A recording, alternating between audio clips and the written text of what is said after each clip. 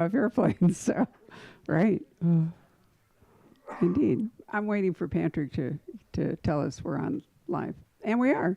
Wonderful. Well, good evening, everyone. Thank you so much for coming out. This is a really bittersweet evening as far as I'm concerned, because Don and I have done this together for over 30 years. And unfortunately, this is, for the moment anyway, but I never believe people who say they're going to retire, except Lee Child. And then after all of that, he's publishing a book of short stories this fall, so he's gone back. But not Reacher. I'm going to start taking bets from people. Everybody tells me that I'm not telling the truth, and everybody says I don't mean it. And everybody says, oh, in a couple of years, you'll get an idea. And that's very likely true, that a story will come to you. And also the political scene may or may not calm down, in which case you'll have more energy. Well, we'll make up what's going on. No, you can't write this. No, absolutely not. But maybe if there's less fiction out there in the real world, then you'll be inspired to write something. Right. Meantime, I did ask Don, because he doesn't live that far away, if he'd be willing to come over and be a guest host from time to time, because he can drive. So, right. So it isn't really the end of Don at the Poison Pen. It's just, for the moment, this is the last book. The end of Don in this chair. I don't know. I want your chair. I want to ask the questions for a change, and I might tonight. We'll see how it goes. You can do that. So on Don's right, for those of you who don't know him, is Robert Anglen, crack investigative reporter for the Arizona Republic. And the reason that the Gilbert Goons may be finally coming to some sort of justice. So I give Robert's reporting has been extraordinary. And I am going to say this in public because I keep nagging him. This is his nonfiction book. He's been toying with writing a book forever. And honestly, you couldn't have made this one up either, right? No, I was waiting for Don to do it. Right. So who knows? This might be, a preview of Robert Anglen, as well as a kind of temporary farewell to Don Winslow. But let's go back to our first encounter. It was you and me, baby. It was you and me, and that was it. No, it was her and me. It was it. And we sold one book. Yep, because you bought it. That's right. So if you look in the back of your copy of City of Ruins in the acknowledgments, and I always read the acknowledgments. Don't read them till the book's over. You will find that Don did a little shout out to that occasion. But we were saying in the back that Don used to come with his lovely wife and his little boy who was like that. And now your little boy's all grown up and pretty powerful. Yeah. I keep it kind of on the down low, but he's certainly all grown up and pretty powerful. Pretty powerful, right? Yeah. So over the years, Don has hinted at some of the the amazing jobs that he's had preparing to become a famous writer. And the movie theater one's one I've always liked, but then you've been a private investigator. And, so tell us a little bit about your years of preparation for writing. Boy, some of you know these stories. Yeah, I went to New York to be a writer, and of course, within days, I'm a starving writer because the New Yorker was not banging on my door, demanding my next effort. Isn't that a typical New York artist goes to New York and starves, and then something happens? Actually, I applied for a job at the Strand bookstore. Which has incubated many writers. Yes, and I got the job. And it paid $105 a week, but the movie theater paid $110. And $5 is a big difference. In those days, for me, $5 meant something. And so I went with the movie theaters instead of the Strand. And who knows where I might be now if I'd, been a clerk at the Strand bookstore. What, you think you'd be less of a published author? Yeah.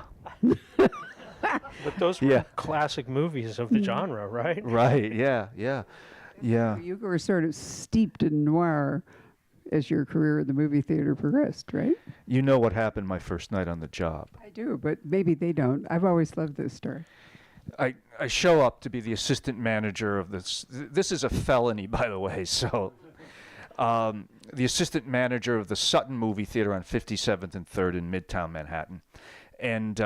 the manager says to me, if you don't know, if I'm around, you won't know what questions to ask. And he leaves, and he goes to the Blarney Stone Bar 4 blocks away. So we were, and the irony of this will mean something to you in a moment. The picture that was playing was Mel Brooks's High Anxiety.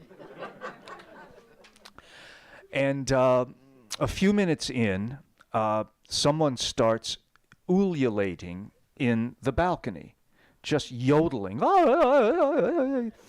And an usher, John, I can't give his last name because it's a felony, a big kid from Avenue Q in Brooklyn, comes down to me and he says, "There's a guy howling in the balcony. What do you want me to do with him?"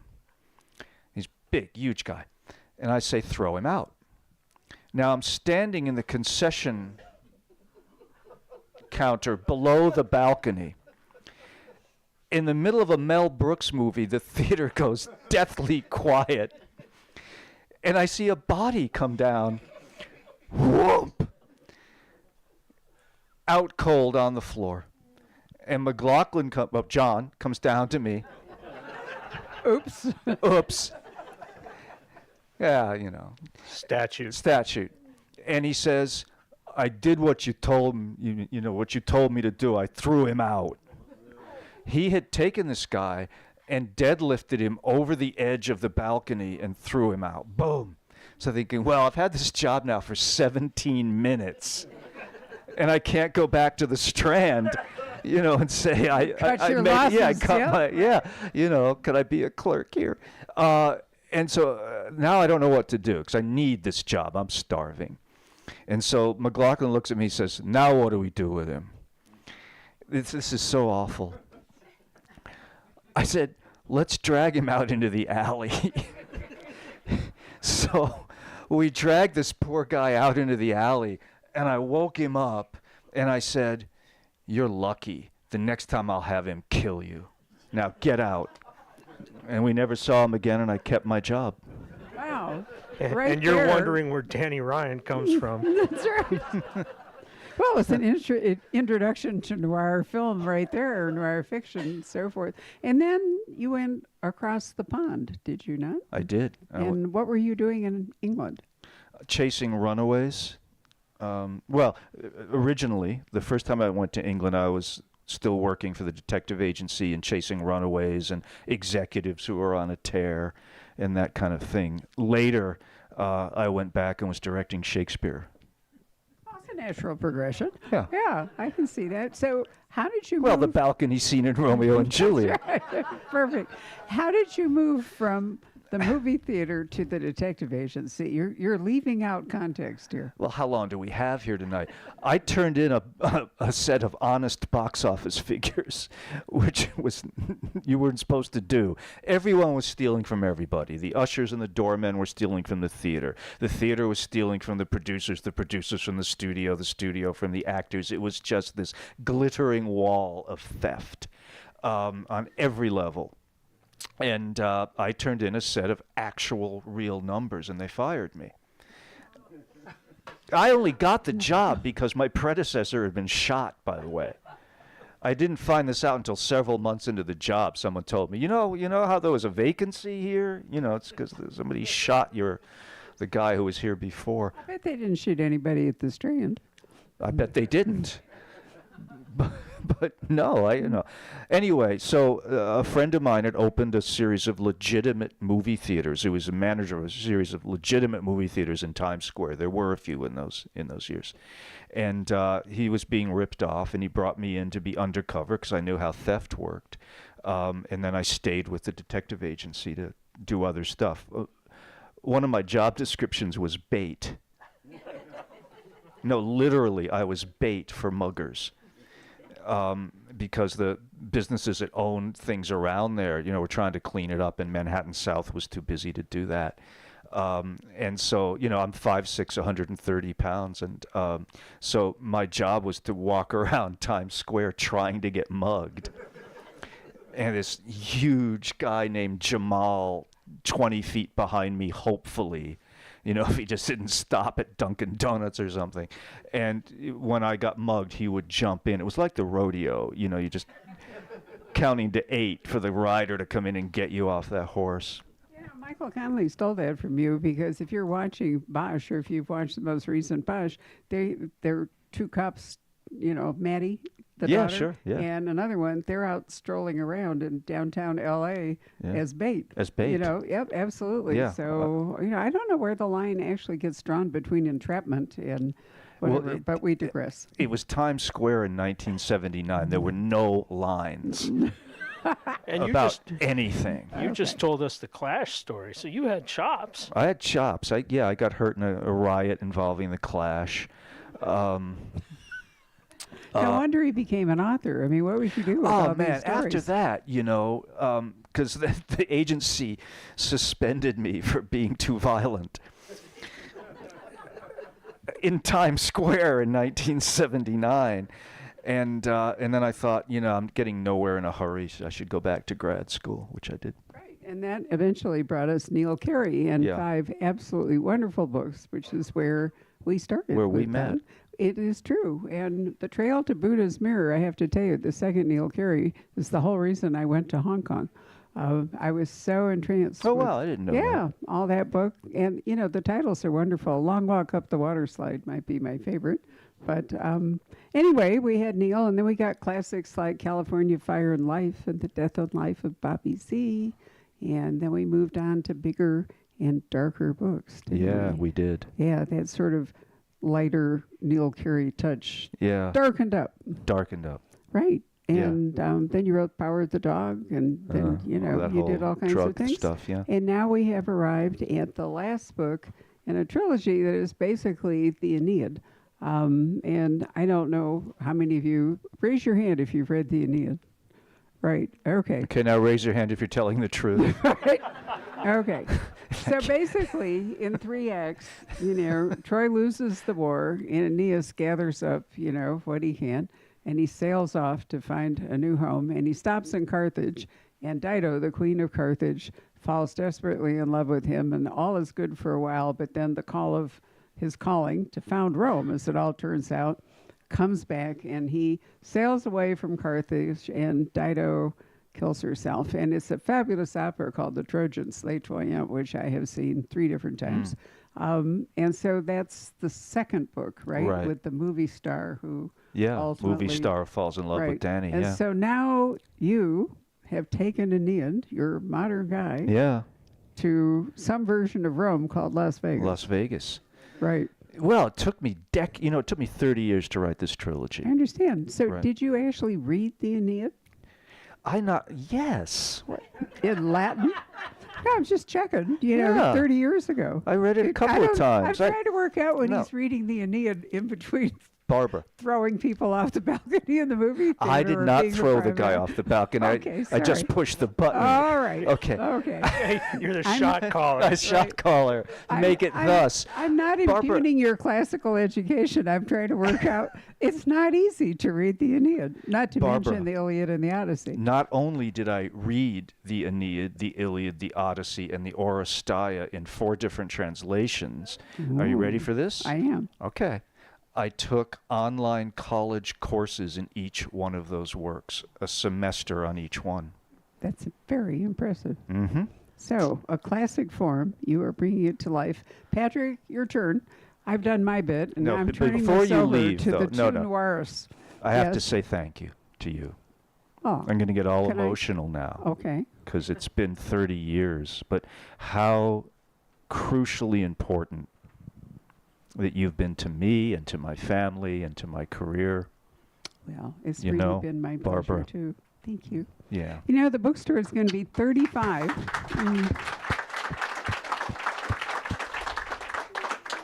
And if we've done one good thing in 35 years, it's been finding authors like Don and doing their first events Well, or an event for their first book. There is a slight difference because we didn't actually do an event for wasn't it the second book? second book. It was The Trail to Buddha's Yeah. Mirror, but not the first book, Right. which I forgot to mention was an Edgar book.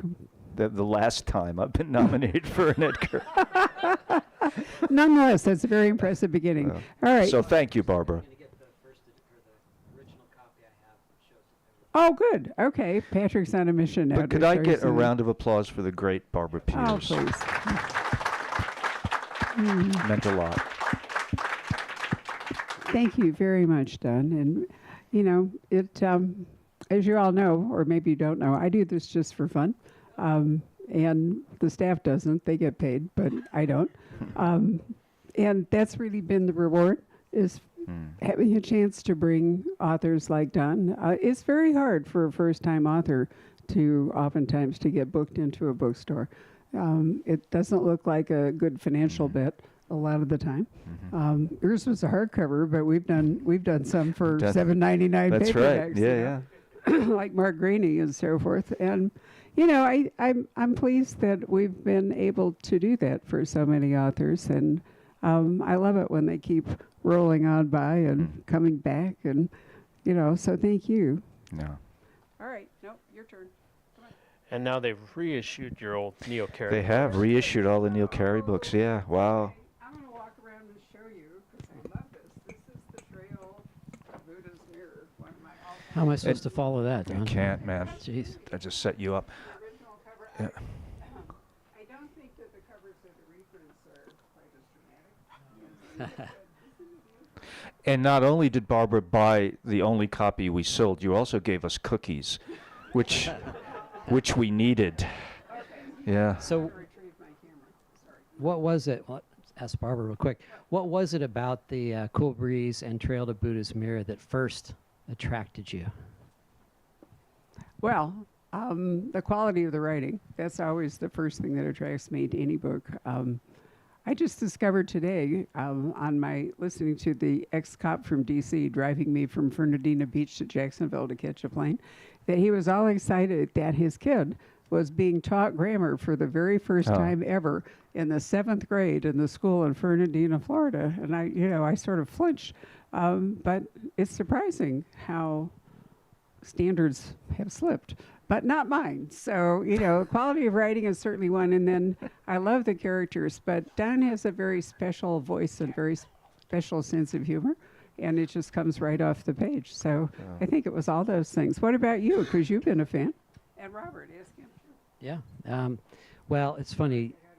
When Don walked in, I'm like, God, this is kind of emotional, man. Yeah. Because I didn't go quite as far back as that, but 95, and I remember The Long Walk Up the Water Slide was your current book. Yeah. And then you came back for the 5th one, which has a great story, by the way. You should tell that. No, we're not telling that story.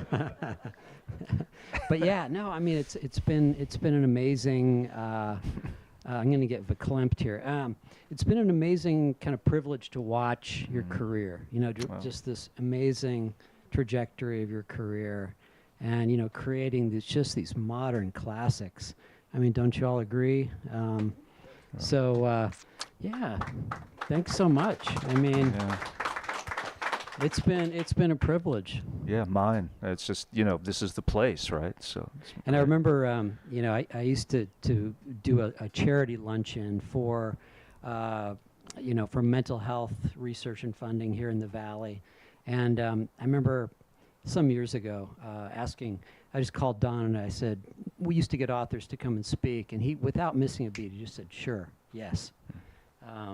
And Power of the Dog had just come out, this massive, heavy book. And I remember you came and it was just so generous. And I just remember things like that. Oh, that's nice. Thank you, man. Yeah. Yeah. And then we talked about the other Don Winslow. Yeah. During. Do you all know about this? Don Winslow of the Navy? No. There was another Don Winslow that wrote novels. He wrote porn novels. And quite a few of them. Quite a few of them. And he was published before I was, which was the problem. And so for years, we were confused with each other. I mean, I would literally go to bookstores, and they'd have his books ready for me to sign. You signed them. Yeah. They were not only porn books, they were S&M porn books. It was sort of Aeneas Nin meets Patrick O'Brien on... Just no act of alleged love was accomplished without ropes and pulleys, and oh my God, and people would come up in full S&M gear. and say, and their voice they'd drop an octave, right? And go, and I love your other stuff. And then I'd raise an octave. No, you don't. No, you don't. This is men and women. Men right? and women, yeah. Of course. Yeah, of course. So there's that Don Winslow. But you read them. No, I had never read. For the last time, I did not write Slave Girls of Rome, okay? I did write a book called Isle of Joy, which is the last line of a famous Cole Porter song called Manhattan, but it blended so beautifully into his body of work in terms of titles that it was a problem, you know. Right. Well, I remember when I first met Don, he was just doing this, wasn't it like a great books I program? read all, You were 7 reading all years I these- read the great books list, yeah. Yeah, and obviously, Which is what launched Danny Ryan. that's what I was going to ask. Yeah. Yeah. Tell us, did you always envision, and jump in too, Robert, but as a 3-act kind of structure? I Yeah. did. Yeah, because Aeneas's life fell into 3 very distinct phases. You know, he's a minor player in the Iliad, sort of an outsider, but in the war. And then he's a refugee, a fugitive, and then he builds an empire. So I always envisioned the Danny Ryan thing in 3 separate books. Yeah. So then the 3 cities you used, Rhode Island was a given because of your background. Yeah. L.A. because, and Vegas, well, why, Bacchanal? Well, no, because, Aeneas, when he's a fugitive, is shipwrecked on the shores of Carthage, where he meets Dido, as we've already covered this evening. But he walks into a cave and he sees murals of himself, his friends, the Trojan War, basically book 1. And I thought, what would the modern equivalent of that be? Well, it's a movie. They're making a movie of his life. And so that brings him to Hollywood. I've done a few laps in the Hollywood pool. And so it was just kind of fun. You know, I just had this idea, what would happen if 2 Rhode Island punks, like the kids I grew up with, ever got on a Hollywood set, right? I just imagine them at the craft services table. They'd never leave. They're raccoons, right? I wouldn't, free food, come on. So that's why Hollywood, but then also the same problem. What would be the modern equivalent of building an empire? What sort of empire could you build in the United States in the late 90s? I didn't want to do a drug empire. Kind of done with it, and it felt wrong. It felt nasty. I didn't want to stay in Hollywood and make him some sort of, Hollywood tycoon. And it's embarrassing. It took me decades to figure it out. Vegas. Build anything you want if you have the money. Caesar's Palace, Paris, Venice. Pirate ships, pyramids. If you've got the cash, build any kind of empire. And once I hit on that, then the 3rd book came along. So I have to ask, though, you've the names of these casinos. Yeah. Talk about that. Because you came up with some pretty crazy names, I thought. The El Sueño and... El Sueño. The dream in Italian. Yeah, Il Sogno. The hotel that is the crux, the conflict between him and the other, power players, is actually the name of the princess in the Aeneid that he steals from somebody else. Lavinia? Lavinia. So it wasn't going to work to do another conflict over a woman because that had been done. With Helen and the Trojan War, and that wasn't going to work, and it felt stupid to me anyway. But I finally hit on what if it's a piece of real estate, a valuable piece of real estate on the Las Vegas Strip, and that really, again, opened things up. Well, you've done a great job of proving that the Vegas patina really is anchored to organized crime in this book. Well, come on, it's not me, it's history. No, I meant the modern day Vegas. Well, but that was what was interesting to me, Robert. I didn't want to do the era of, of Bugsy and all of that. I didn't want to do the Rat Pack era. I didn't want to step into the ground that Nicholas Pileggi had done so well with Casino. But I'm fascinated by transitions. To me, transitional periods are more interesting. And so I wanted this transitional period where Las Vegas, where most of the mob influence, but not all of it, had gone, but corporate interest had come in. And that to me was more interesting, and it also synced up well with Danny's life, because he's trying to leave his criminal past behind, be legitimate just the way Las Vegas was. And so that seemed to be kind of a nice synchronicity. And what's fun about this, though, is that really I was struck. Now you go positively medieval at the end, but Yeah. well, the Virgil went positively medieval. True. Okay. But the first 3/4 of this book is really a deep dive into kind of business practices. There's Yeah. no real in-your-face violence, Right. which you can do. Yeah. But it's not there. It's not, you yeah. get this really, but it's fascinating and it carries you fast. Yeah, but that, again, that's what I was trying to do. You know, I was hoping that the reader would take a big leap with me with Danny, you know, from being this hold-up guy, criminal guy, to bam, he's this businessman. And now he's a multimillionaire, this guy you met as a longshoreman, you know, just trying to make a paycheck, is now really rich. And I opened the book with that. And I wanted a long, slow fuse. Because what it is its past is creeping up on him, you know, and he starts to see it coming, and still thinks he can get away from it. In the end, he can't. And then also I'm following a couple of other plots, following the Odyssey. You know, what happens in the Odyssey? You know, Odysseus goes home and slays all of his wife's suitors. It's a bit bloody. The Oresteia, you know, the first trial scene in Western literature. You know, about a guy who kills his mother and her lover. And so I was trying to bring all of those things home. But yeah, I wanted to spend quite a bit of time without the violence, without the criminal thing, and hope that the reader goes with me. Well, you got me with Attila the Nun. Attila the Nun. She was great. There was a prosecutor in Rhode Island that had been a former nun. And I couldn't resist. You know, as a Catholic schoolboy, who could resist that? All the nuns were prosecutors, you know. But yeah, so it was fun to do. But again, it comes from mythology. In the Orestes plays, the last one of them is the Furies, where 3 priestesses relentlessly track down this murderer and bring him back to trial. And so if you notice in the book, it's a female prosecutor, a female cop, and a female investigator who go out and get him and bring him back and prosecute him. Yeah, no, I was just going to add, I wrote down this, there's so many great quotes, but one of my favorites, you know, you mentioned that Danny's trying to go legit, you know, kind of, sort of. Kind of, sort of, yeah. And there's was his name Vasco? Who's the guy that... Pascal Ferry? Thank you. Yeah. Thank you. Sorry. That took me a minute, too. Yeah. But he has this great quote, which is, "There's no such thing as dirty money. There is just money." Yeah. You know, which I thought was a great quote. Yeah. It's true, isn't it? You know, listen, Balzac said it long ago, and, you know, and Puzo quoted it. Behind every great fortune, there's a great crime.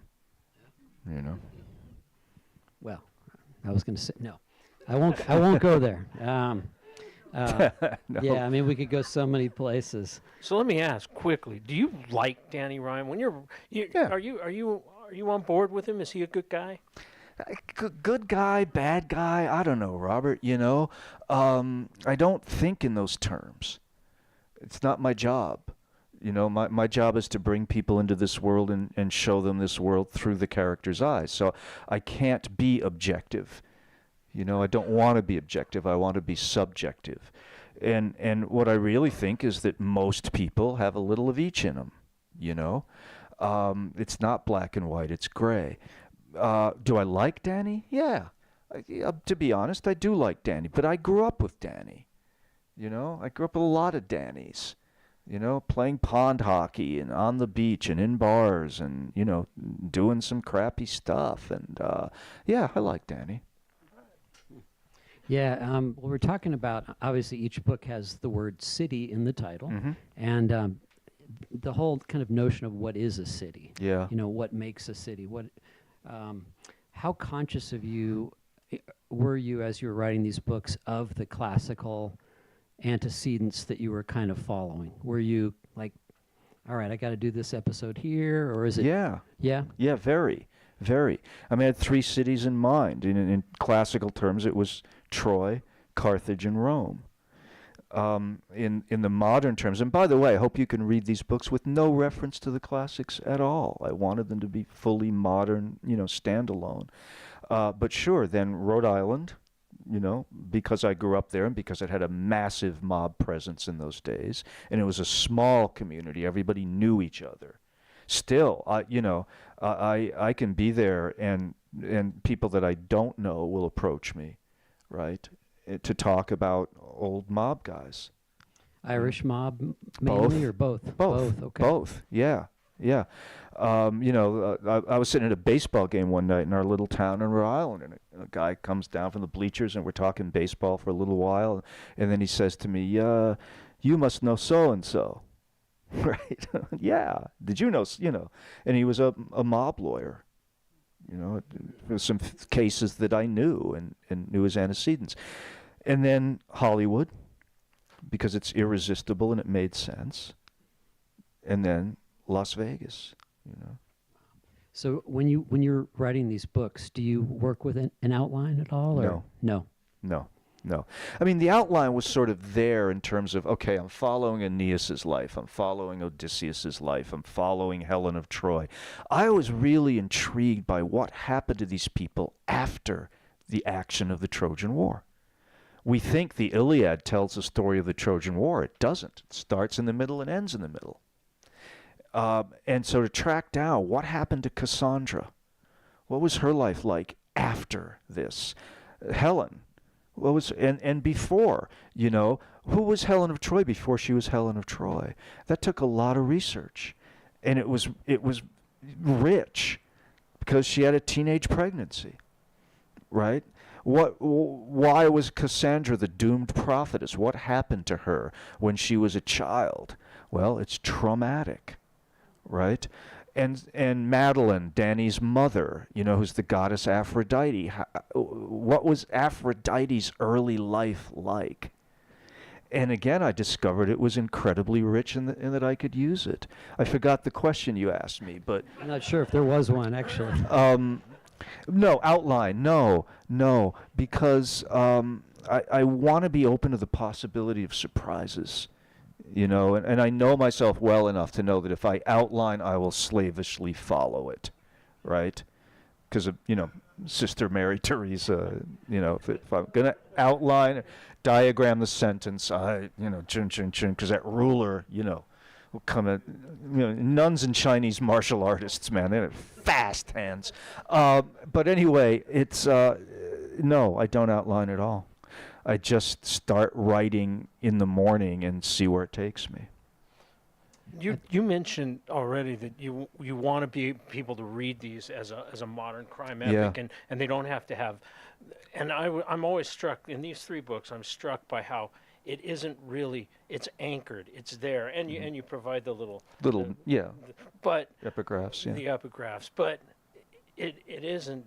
You're not hewing to the classic as close as. I mean, we've seen a lot of modern retellings. Sure, it's not an original idea.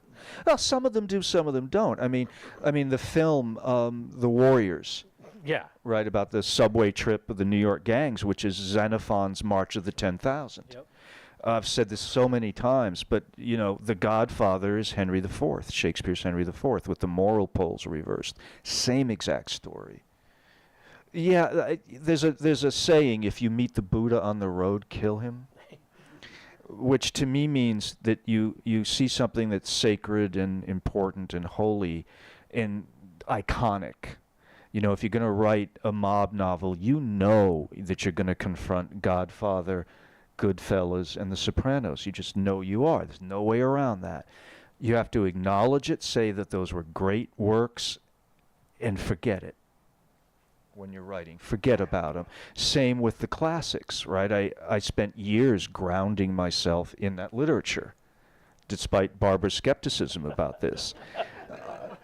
So I read them and I read them and I read them in different translations.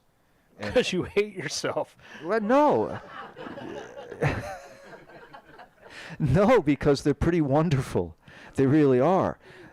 none of well, let me put it positively. All of the themes that we deal with in our beloved crime fiction genre, and I'm very much a crime genre guy, right? It's where I live. It's what I love. By the time the Greeks and the Romans were done, they'd done all those themes. All of them, right? And so to go back, and I didn't start reading these things till I was in my 30s, to go back and then read the classics and relate to them in that way was really exciting. The Oresteia, a very obscure piece of literature, right? 3 plays by Aeschylus. Look at the plot. Guy comes home from the war.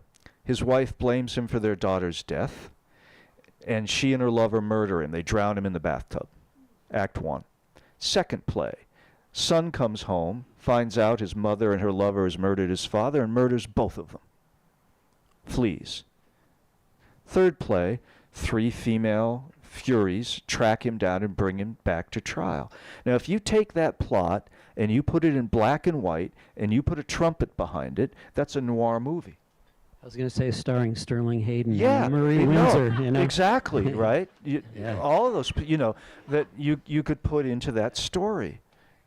Well, do you think that a lot of writers, it's such a part of our DNA almost that they're riffing on the classics without necessarily even realizing it? Unconsciously, absolutely. Yeah. See, I think that we, when we look at our roots, which I do a lot, right? Those guys who came before, right? That I revere.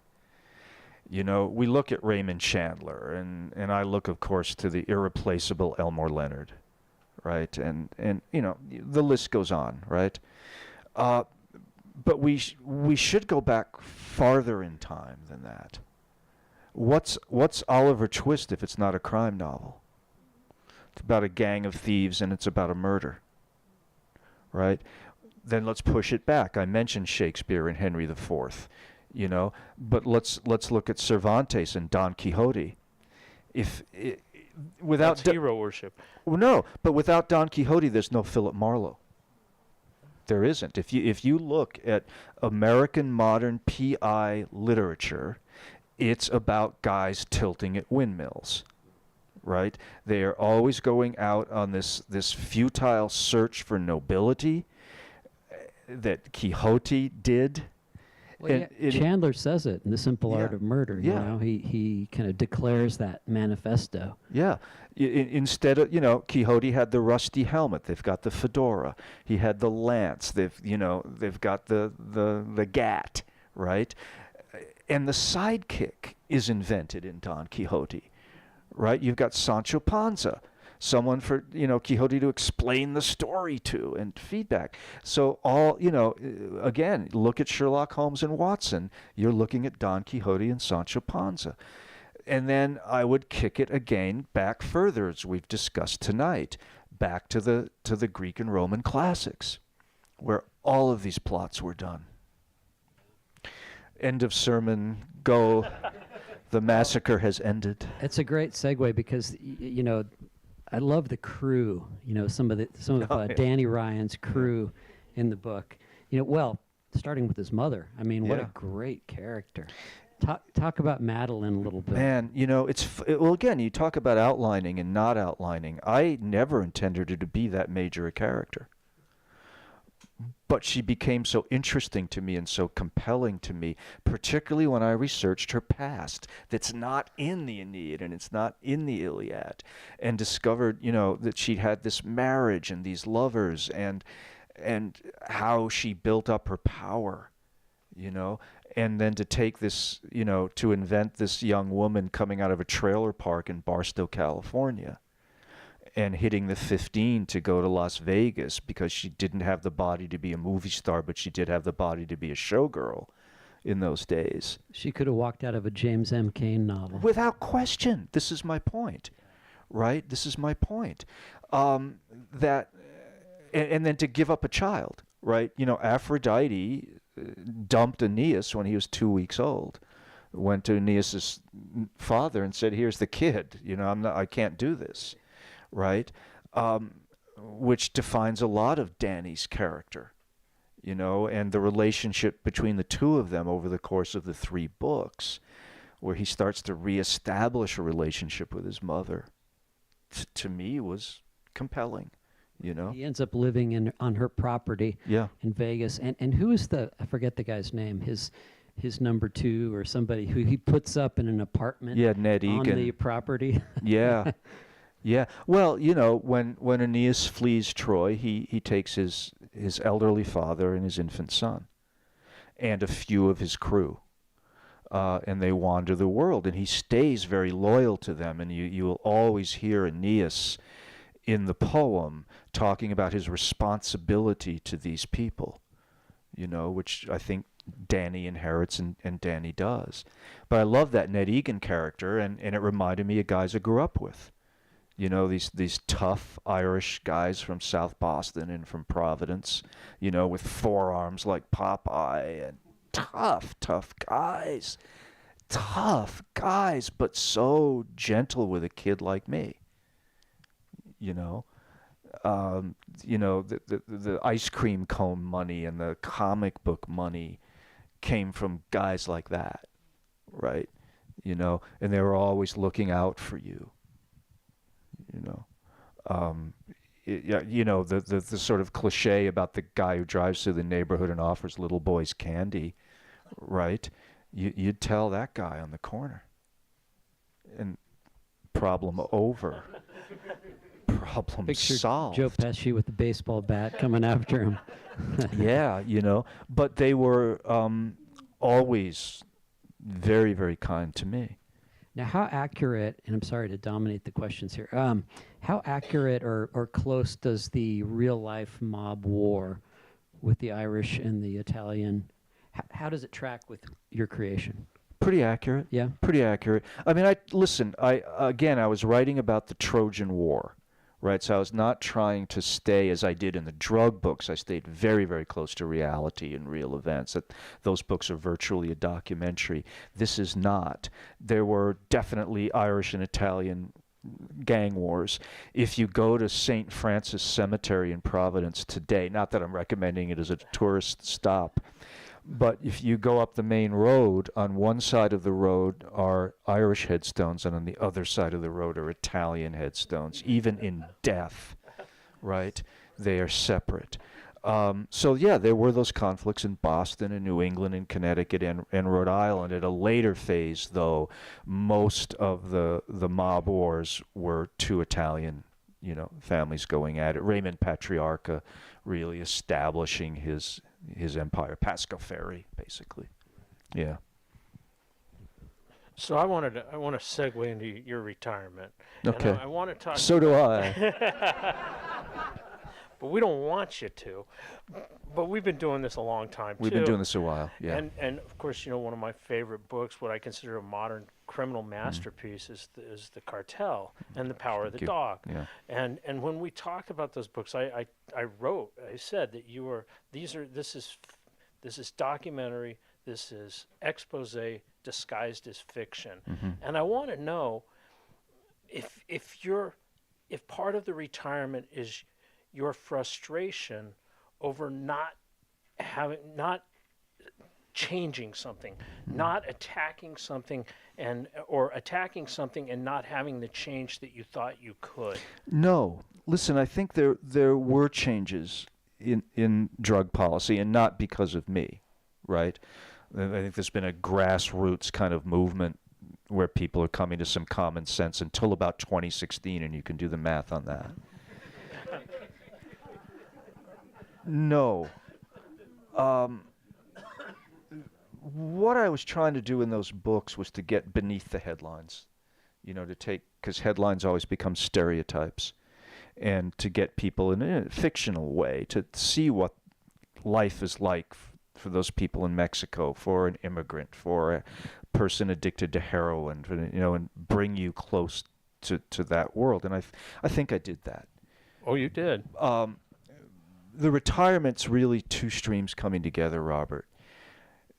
Finishing this trilogy, which was the work of a lifetime, and which I doubted until the last year or so that I had the talent to do.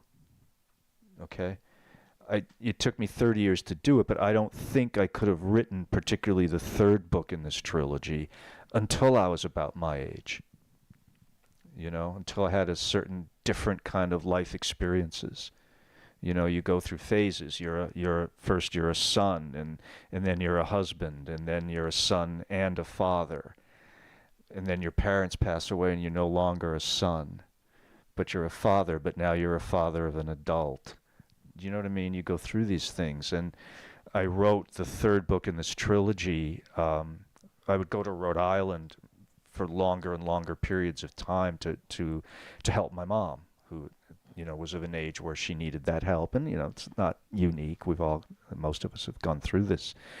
And so I would sit writing Danny Ryan on the porch of the house I grew up in.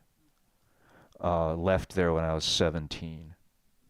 And I wanted to leave, and the town wanted me to leave. You know, truly. I think the phrase was, go to college somewhere you can't come home on weekends. It was literally what I was told.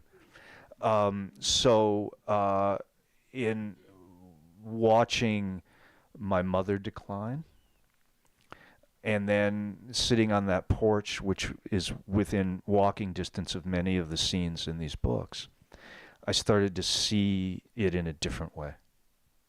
I think a more compassionate way, perhaps. And I think that's what allowed me to finish the book. So when I am answering your question. Oh, we're good. As I knew that Danny was coming to an end, and I thought, my God, I've actually done this, right? This thing I didn't think I could do. That felt like an ending. Listen, I've had so much bigger and better a career than I ever expected, right? Probably deserve. And I'm so grateful for that. This sounds smarmy, I mean it. So grateful for that. You know, every good material thing in life I have, I owe to readers, I owe to you guys, and I owe to booksellers. And I don't want to push on that gratitude. I don't want to be greedy with it. I don't want to publish just for the sake of publishing. And I think there comes a time when you need to know when to exit the stage, hopefully gracefully, and make room for other people, younger people, you know, who have a lot of talent coming up in this genre. That's one stream. The other stream, and I won't make this an overtly political evening, don't worry, but since about 2015, we've seen things happening in this country that I consider to be a neo-fascist movement. I thought it was over in 2020. Wasn't. It's not. And so I think that it's incumbent on people like me who have something of a platform. I'm not Taylor Swift, you know. But Shake it off. Shake it off. But to fight that fight, you know, and I do that, you know, on social media, and Shane and I have been making these videos which have had amazingly something like over 300 million views. And candidates have told us that we've had an effect. And so I think that those two streams coming together, realizing that, yeah, this might have been my life's work now, you know, and grateful for it, but also... Might have been the operative word. You know, but I was raised... my dad was, you know, on Guadalcanal when he was 18 years old with the Marines. Patriotic guy. I was raised, we didn't have money, you know, we were okay, you know, blue collar, khaki collar, but I was very carefully taught that to whom much is given, much is expected. That was an article of faith in our household. And I believe that, and boy, I've been given a lot. I've been given so much, you know, that much is expected. Well, you certainly know how to channel your rage. And I like to tell my other reporters, ride the rage. But when I think of you, people, my wife. Was the it first you time who my called me a little ball of rage in print? Was that you? Because it kind of hurt my feelings. I'm sorry. That's okay. But my Did you call me my a little wife- ball of rage? I think it was the little that. I'm telling my wife about your books before she met you. Yeah. And, 20 years ago. Yeah. And I'm like, you got to read these things. They're really angry and Yeah. good. And she comes and meets you and she says, nuh-uh. He just invited us to his house Yeah, with our kids. I'm like, yeah, he's a nice guy. Oh, I'm a cupcake man. No, I'm a nice guy, but listen, I mean, there are times when rage is appropriate. When rage is the proper response. I'm sorry, it is. And someone the other night in an audience like this asked me if I was interested in building bridges to MAGA. And I said, hell no. I said, no, I'm in the mood to fight, and I want to fight and win, and then maybe we'll talk about peace.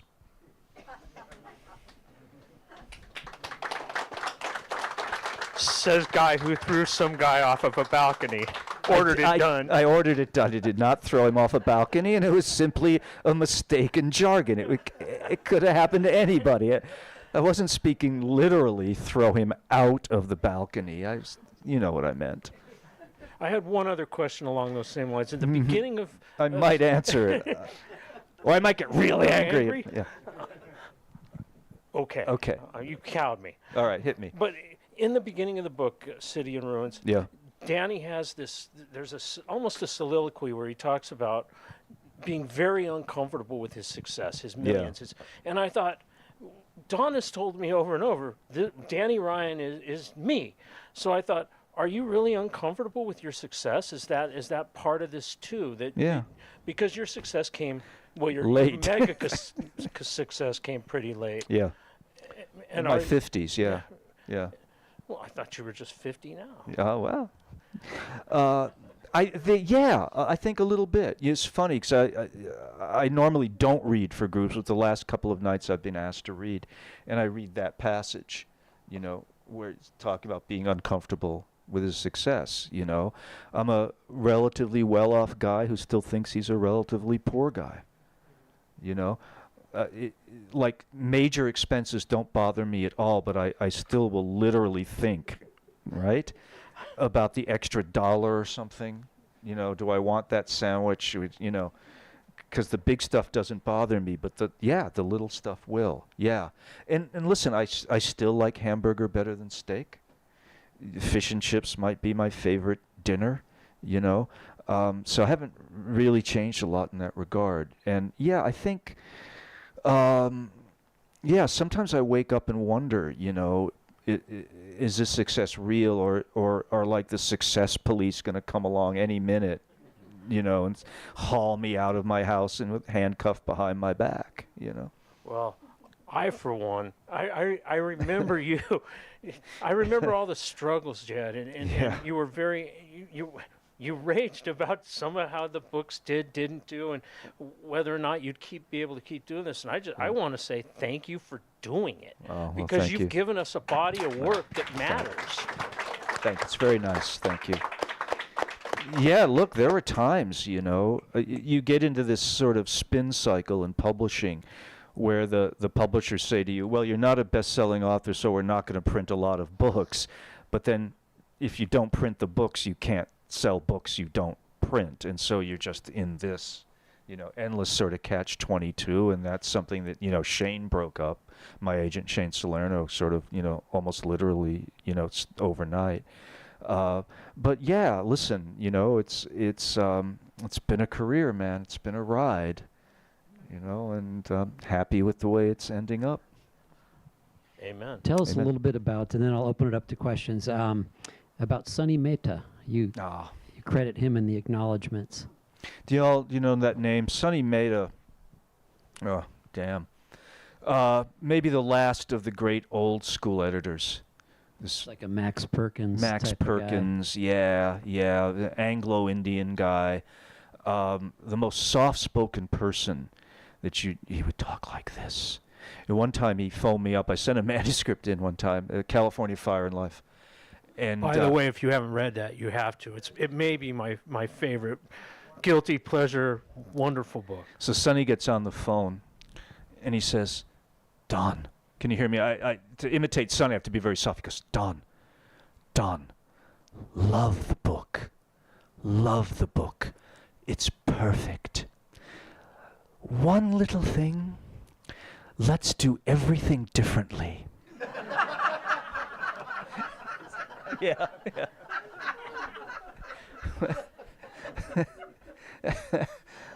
We used to, and there's several authors used to play a game called Sonny, and here's how the game went. Because Sonny his nickname was the Sphinx, because he could sit silently for centuries. He would say nothing, and you'd go out to dinner or lunch with him, right? And so I had this competition with a few other authors who I won't name to see how long we could hold out without saying anything through Sonny's silences. So I won one year with 18 minutes at dinner of Sonny and I like this.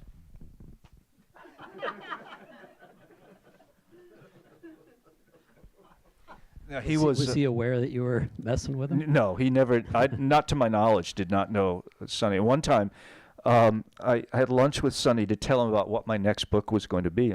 And I left and I flew here, actually, and I checked into the hotel, and the desk clerk said, "There's an emergency message for you." And it was my agent, and he said, "I don't know how to tell you this, but Sonny left your meeting, went to the hospital with a heart attack." And so people for years joked that he was the first man ever bored into a heart attack. And they were asking me to go describe my book to Saddam Hussein and people. But he was a wonderful editor and he loved books and he loved writers. And I guess I have so many memories of him, you know. He did not edit one of my books for 7 months because he was editing Bill Clinton's autobiography. And my joke about that was the only thing I have in common with Bill Clinton is we both wrote works of fiction for Sonny Mehta in the same year. And I called him up. This sounds so snooty. I was in Paris, but I was doing some lectures. And I called him up, and I got his answering machine. And I said, "Sonny, die. Die. I'm fed up with you. I quit.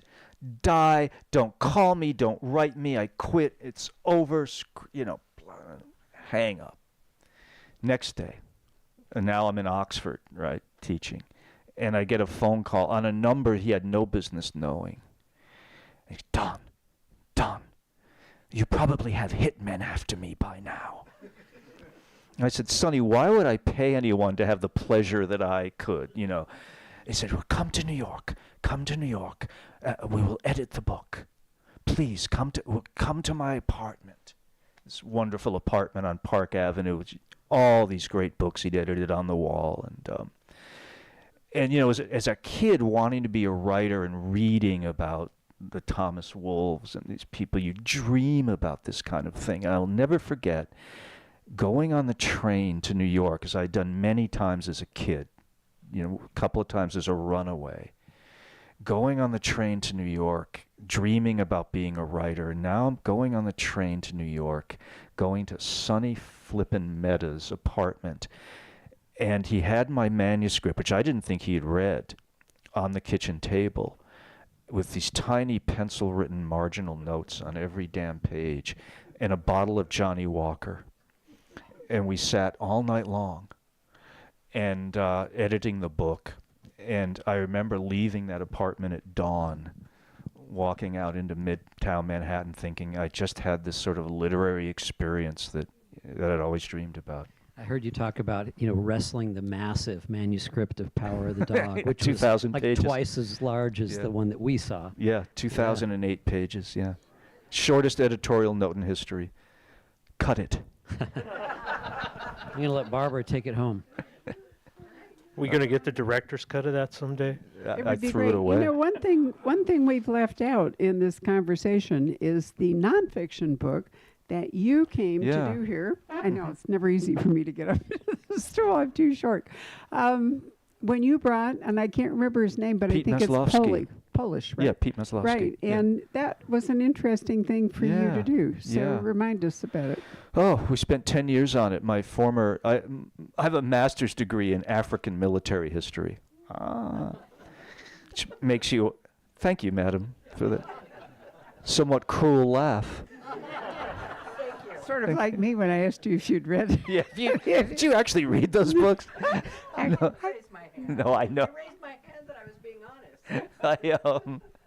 honest. But my master's degree professor is a very eminent military historian, Pete Maslowski, and he and I did a book about Vietnam about a guy named Joe Hooper, who was the most decorated Army veteran of Vietnam, who died tragically, and it was a biography of him, and we spent 10 years researching and writing that book. That was one of the most interesting events we did here. I It still was remember great. that. Yeah, I really enjoyed it. Me too. And I was only in on it because, well, Pete insisted, but there were lots of cop sorts of things to do, tracking down witnesses, tracking down.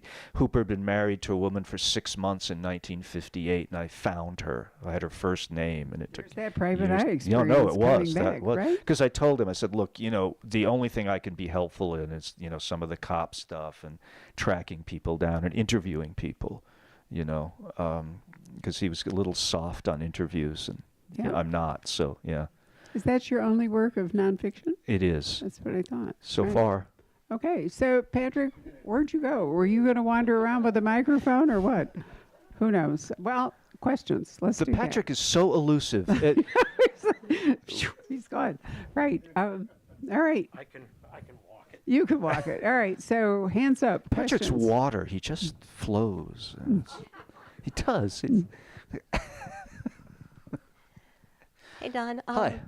I was just wondering, who was your favorite character to write, and just the opposite, who was your least favorite character Ooh. to write over all these years? Wow, I've never had that question. I've had the first one.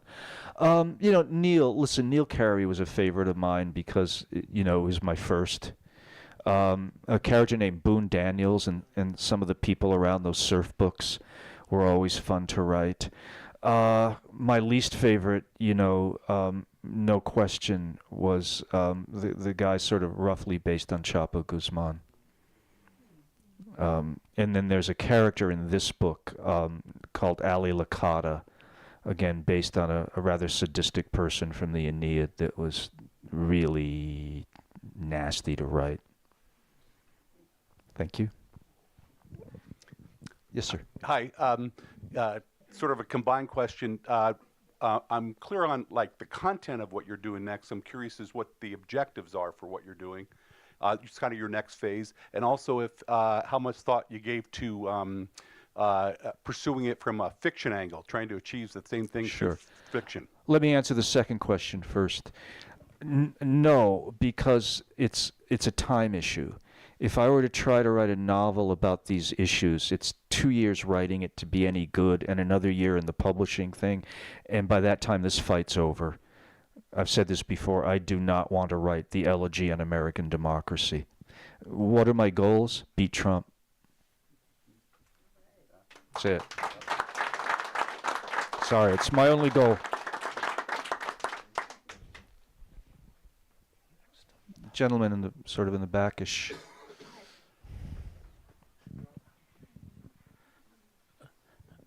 Don, I regard you as a tough guy, not just because of your writing, but because Because of my looks. Yeah. No, because your background. thank you. You've lived an interesting life. What right now is your definition of a tough guy, meaning a tough-minded person? Because I see on the other side, you mentioned Donald Trump. To me, that's a fake tough guy, and so I just wanted your definition of that. Yeah, I have to give that some thought. Listen, there's a lot of fake tough guys out. You're quite right now. They talk tough. I see them all the time. They're bullies, right? The second you punch them in the nose, they go running to teacher. He was mean to me, sobbing. look, my definition of a tough guy, and I've known a lot of them. I've known the real thing, right? You know. But my definition now of a tough guy and tough woman is someone who's kind, has integrity, looks out for people who can't necessarily defend themselves, and sticks up for them. Yeah, and I don't know that it has anything to do with, you know, physical violence or fights or anything like that, right? Because I avoid them as much as I can. So I'm going to step in here and say I wasn't going to talk about it, but now that I've sort of got my ducks in a row, Okay. I am.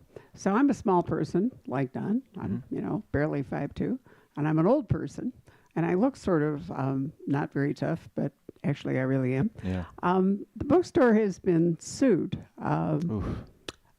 as part of a legal shakedown ring in which the American Disability Act, passed in 1990, has never been updated, and a basic physical injury case where somebody is hurt, falling, you know, slip and fall or hit in a car accident or something, has been extended into the internet. And I'm a strong supporter of ADA. I spent a year of my life in a wheelchair, and I know how hard that sort of thing is. But basically what's happened is that several lawyers found a business plan in recruiting, and they actually do this, people with sight challenges to come to your website and want to complete a sale.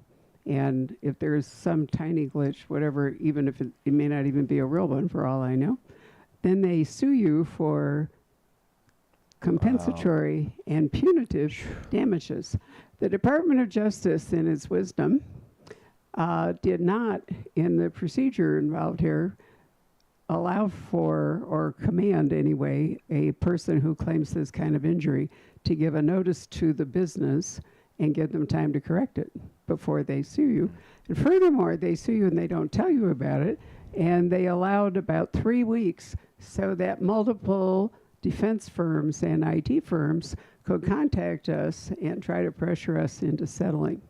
We even got a letter with our address and another business, sued us. Anyway, they managed to hit 4 bookstores Wow. and pet stores Jeez.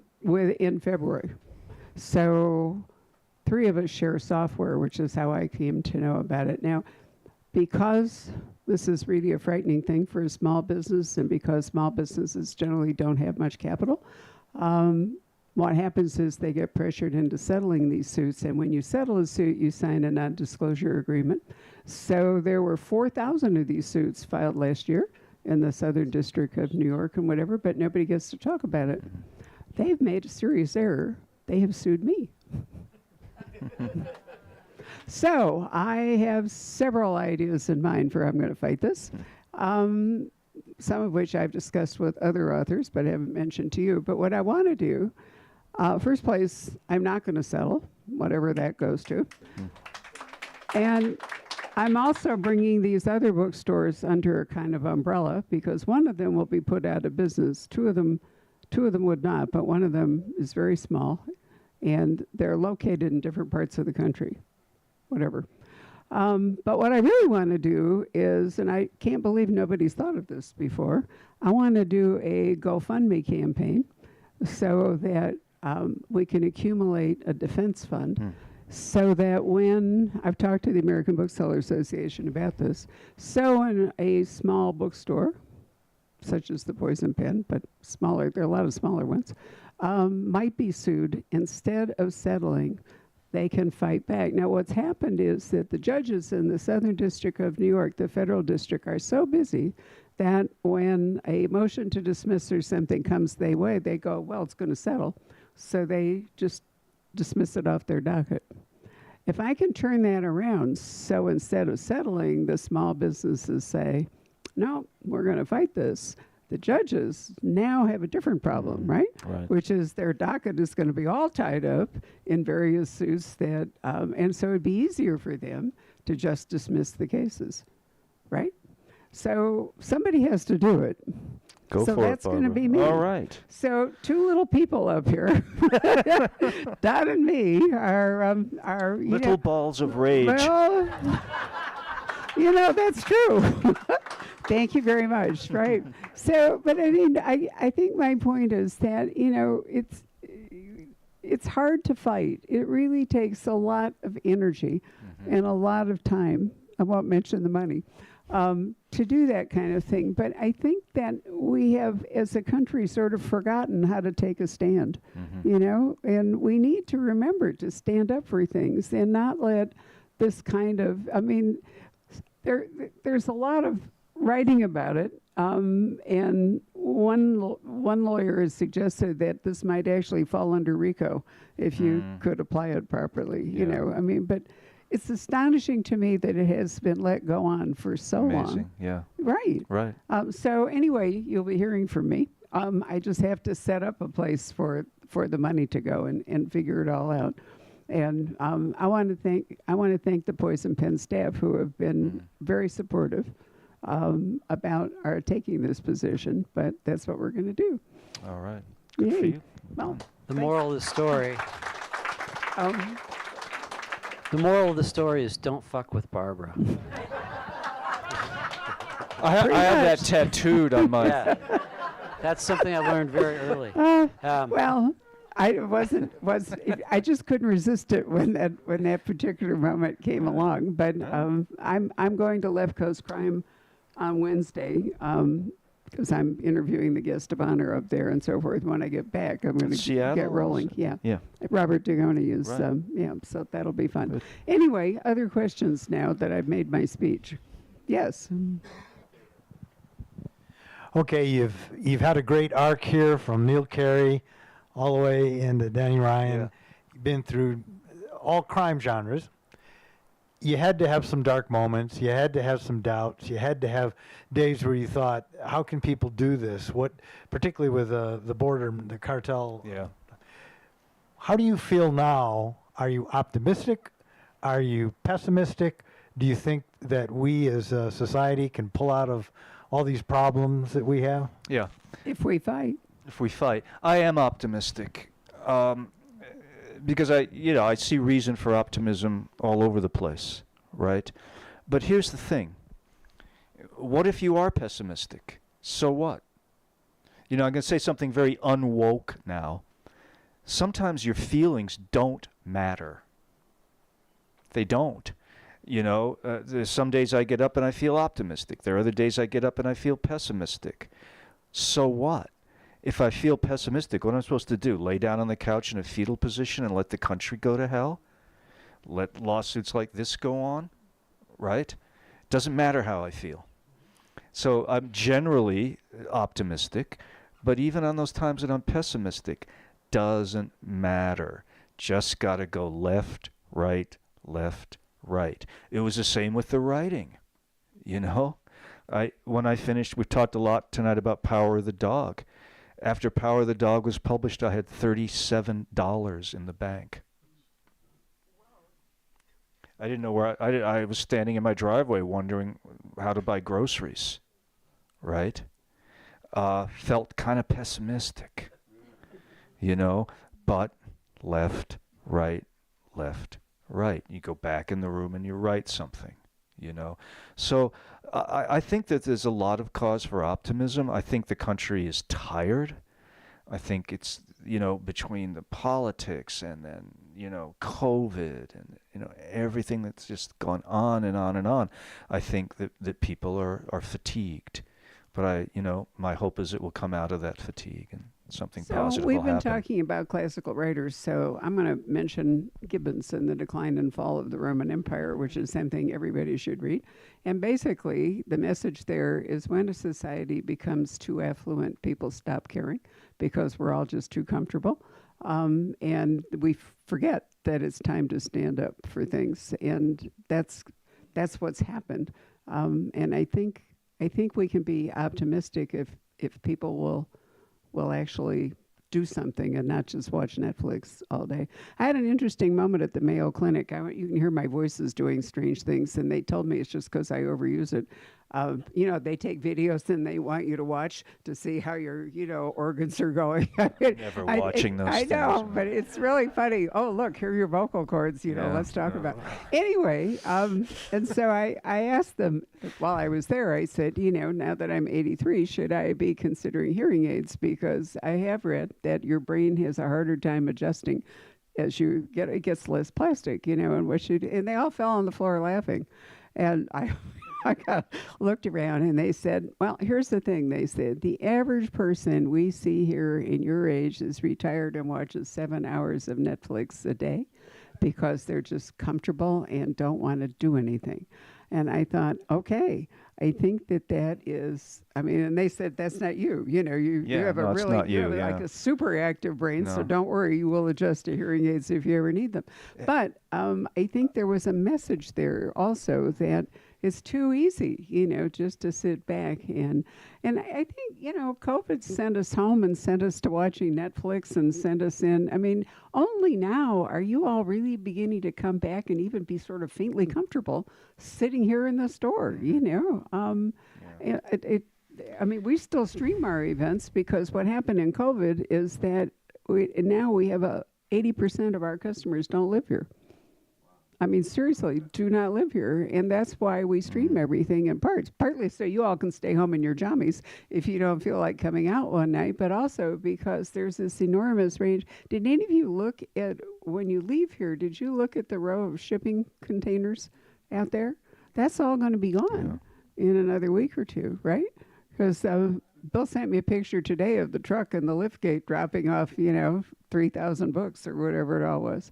It's a very odd thing, but I do think we've all just gotten too comfortable, and it's time not to be, not to take it all for granted. I'm going out hard. I am, people say, because I'm 70, right? And I surf, I do some martial arts stuff, I fight once a week, right?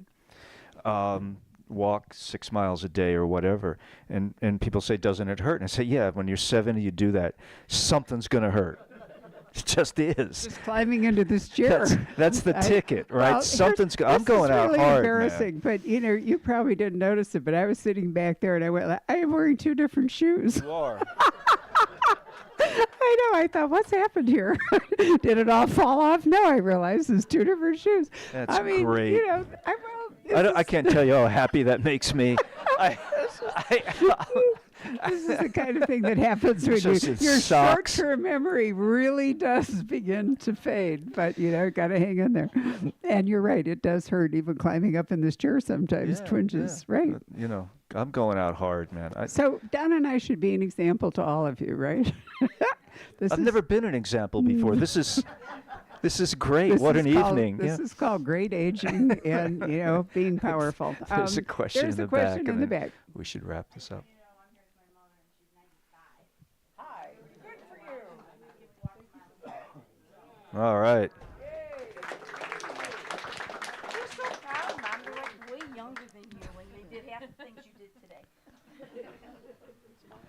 Does she have matching shoes, though? Yes, yes. I know. I learned a long time ago that the best thing you can do sitting up here is not to make fun of yourself, but just admit all your screw-ups. Oh, God. So that's what we've done. Is there a final, serious wrap-up question? Yes. Yeah. I don't know if it's a wrap-up question, but kind of going back to what Robert was saying about the power of the dog and the cartel and being documentaries, and they're so dense and they are, just amazing books. Thank you. I've never heard you discuss the research you did for that, how you did it, and wondered. Boy, if you could it's kind of a discuss it. long answer, so let me try to give you the elevator version. I started with reading history, so it's because I wanted the deep background. Then I would go to journalism and nonfiction books, newspapers, etc. Then I'd go to documents. Court transcripts were great. CIA, DEA, FBI reports. When I felt that I had enough base knowledge that I wasn't going to waste people's time, then I went out to talk to people. So with Dog, I started with San Diego street gangs, but not actually the gangs, their families, because all the kids had been killed because they were hitmen for the Tijuana cartel. And then, you know, I already had somewhat of a network with police, so I could talk to them. They introduced me to DEA. So it was a matter of networking. I think Dog took me 6 years. 3 of that was just research, you know, before I ever started to type anything. But then, and then I'll wrap this answer up. But what I would do is create a chronology. So every incident that happened, I would write down. So I had a 157-page single-spaced document. And then I would go through that and think, what were the important events? What were the significant events? But then I had to define what that meant. Well, to me, it was an event without which the next significant event would not happen. And that gave me sort of an organizational thing. And yet I still managed to produce a 2,000-page manuscript, which was a total mess. But that, yeah, the research. And then as the years went by, I had the base knowledge already, so it was a matter of just basically keeping in touch with people and, you know, talking to that network. Did that answer the question you asked? Okay. So when we started this evening, we talked about Don's earlier career paths, and I think it would be fair to say that he would not be the writer he is if he hadn't been a graduate student learning research, you know, skills and whatever, but also being a private investigator. I think that combination is what's allowed him to write some of these darker books as well as the fun books back, you know. It's really been a remarkable career and a remarkable life. So thank you for sharing it with us. Thank you Let's for give having him a me, as round of always. applause. Thank you for 30 years. Right. So I am sure that you would like to get your book signed. And Patrick, what's our plan here? I've got the table tucked behind that. Okay. We just need a minute or two to pull out the table, and you're welcome to take photos. You should. Oh, I forgot. Whoa, stop! I forgot. You should have a number if you bought a book, right? John? Thank you. I am giving away, because tomorrow night I am going to do a preview with David. David Baldacci's new book called A Calamity of Souls, which in a way is sort of To Kill a Mockingbird with a new variation. So, Don, if you would pick a number between 1 and 26. 44. No, 26. Good job. Okay, 14. Is 14 here? You have to actually be here. There you are, sir. Anyway, David has signed the books, and they're here, but they don't go on sale till next week. But this is a book that he, too, took a long time to write, and it's really a remarkable book, a courtroom drama. So I'm going to give it to you, sir. Thank you very much. Yep, and I hope that you all will be interested in buying a copy. All right, so if you would fold up your chairs and lean them against the wall, and then line up by number, that would be great. Thank you all very much for coming tonight and for sitting still so long on these chairs.